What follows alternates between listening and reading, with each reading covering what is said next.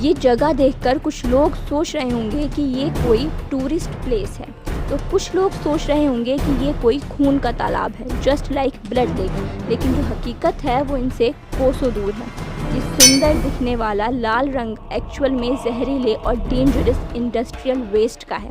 जी हाँ, और अनबिलीवेबल बात यह है कि ये कहीं और नहीं बल्कि हमारे ही देश भारत के उड़ीसा राज्य में स्थित है। इसलिए इस जगह को डेडली पॉन्ड ऑफ इंडिया के नाम से भी जाना जाता है।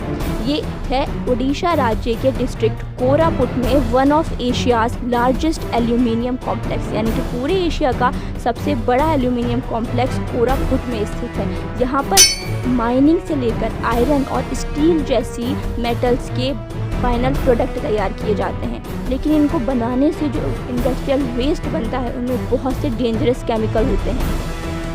इन्हीं केमिकल्स में से एक है आयरन ऑक्साइड। जैसे ही पानी में मिलता है पूरे पॉन्ड को रेड कलर में कन्वर्ट कर देता है।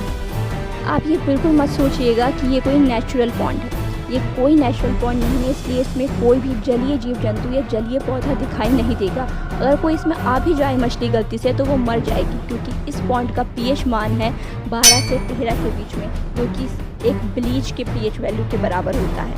और इसी रेड मड की वजह से यहाँ के जो लोकल लोग हैं उनमें स्किन और लंग्स रिलेटेड इश्यूज़ हो रहे हैं, कुछ में तो बहुत ही सीरियस इन्फेक्शंस भी हो रहे हैं। और आपको बता दें कि इस रेड मड पॉल्यूशन की वजह से चाइना और ब्राज़ील, हंगरी जैसे देशों में भी कई लोगों की जान जा चुकी है। साथ ही animals, plant, soil, air, water, इन सभी पर इसका हार्मफुल इफ़ेक्ट पड़ रहा है। ऐसे में कितनी मुश्किल होगी वहाँ के लोकल लोगों की लाइफ, वो कैसे सरवाइव कर पा रहे हैं एक ऐसे इन्वायरमेंट में जो पूरा का पूरा पॉल्यूशन से भरा है। यहाँ की सॉइल भी पूरी तरीके से पॉल्यूटेड हो चुकी है, इतनी कि वो अब खेती करने के लायक ही नहीं बची। यहाँ के फील्ड अनसुइटेबल हैं एग्रीकल्चर के लिए, यानी यहाँ पर अब खेती नहीं की जा सकती। कितना नुकसान हुआ किसानों को। आपको बता दें कि ईयर 1981 में भारत के उड़ीसा राज्य में इस स्टील प्लांट को इस्टेब्लिश किया गया था। तब से अब तक इससे लगातार पॉल्यूशन होता जा रहा है।